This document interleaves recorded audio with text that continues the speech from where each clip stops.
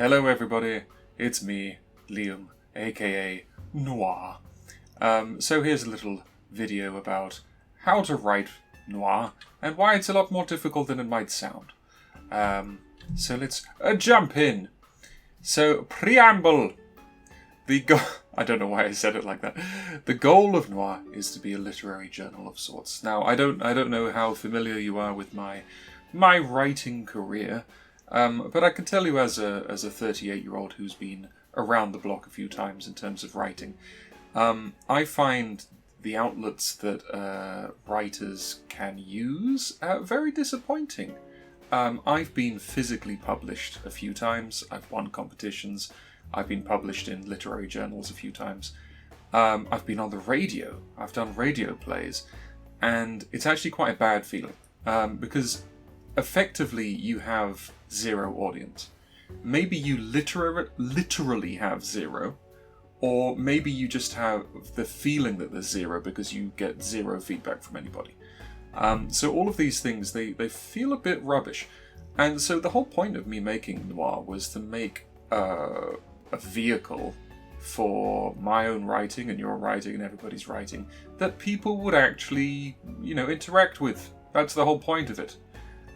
So the way that I see it is Noir is an empty vase. I've made the vase, and it's up to you to put your flowers in my vase. Anyway, so of course, I respect the artist, I respect the writer. You retain full authorship of what you do, you are fully credited. I want to give everybody a profile page within the game itself. Nothing wrong with any of that, you get full accreditation. I would like to interview people and say, what were you thinking? Not in a bad way, but I want it to be a showcase.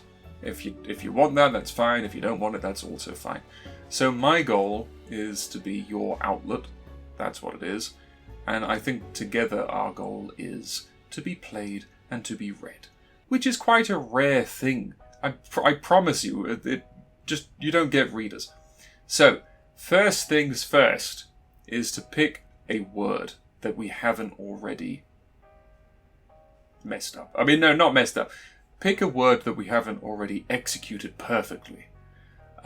So, for example, I've already done the beauty chapter, the film chapter.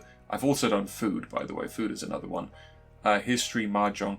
Religion is one which I'm not letting anyone else do because you'll get all controversial and stuff. But I've already have some ideas for it. So these are just some ideas. I would like it if you picked one. You might pick a word which is completely different and is not here. That would also be lovely. Please do.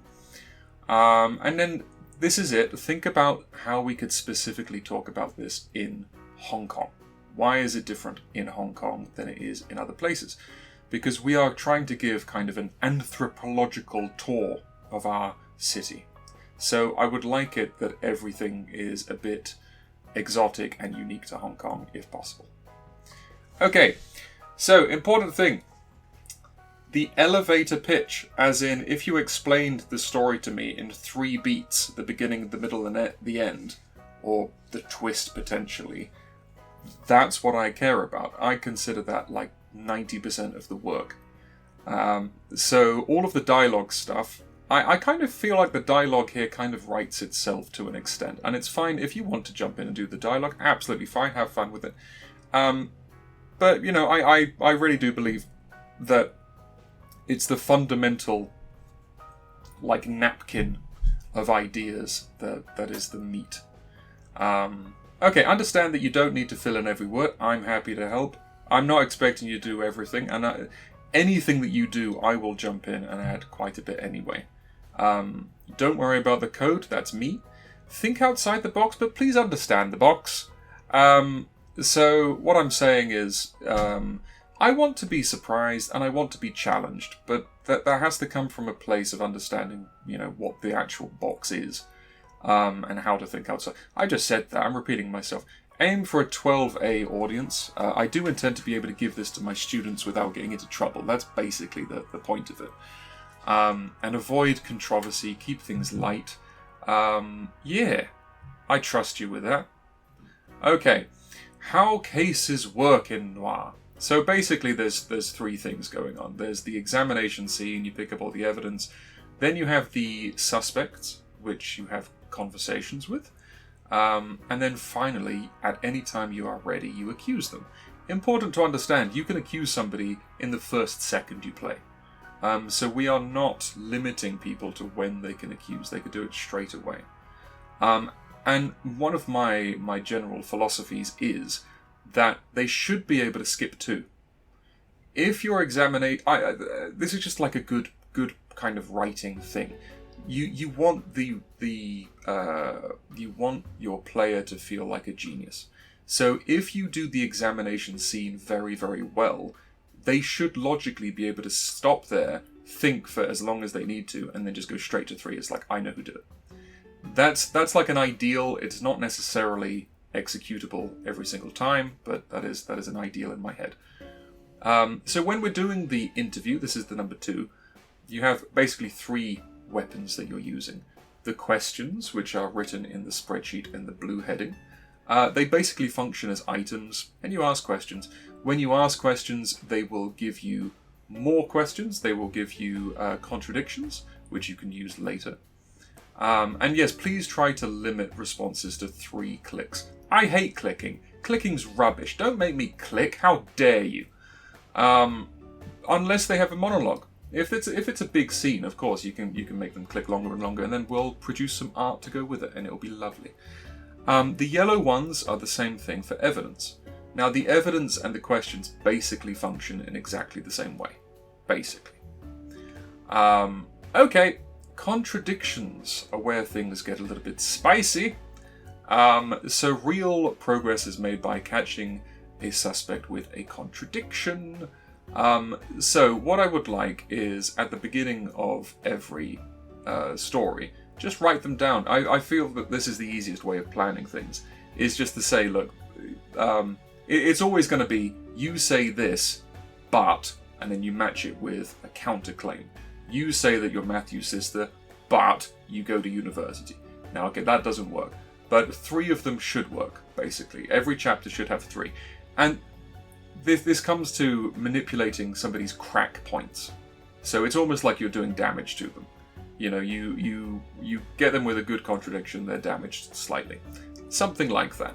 Doesn't have to be with the contradictions. If you could think of a different way of doing that, that is also completely fine. But I'm just saying that is the general way we do it. And try to make sure that every character is hiding something, because then it's just a bit less obvious who the bad guy is. But also, it's just good storytelling.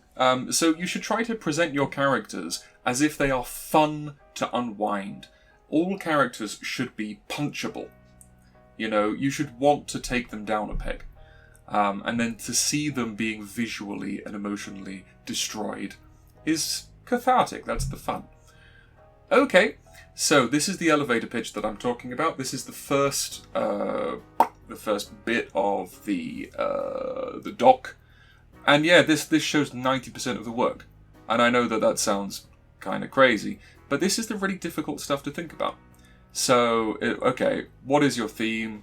What is the location? Please get a unique location, by the way. I want every single, every chapter, every case to be in a different part of Hong Kong.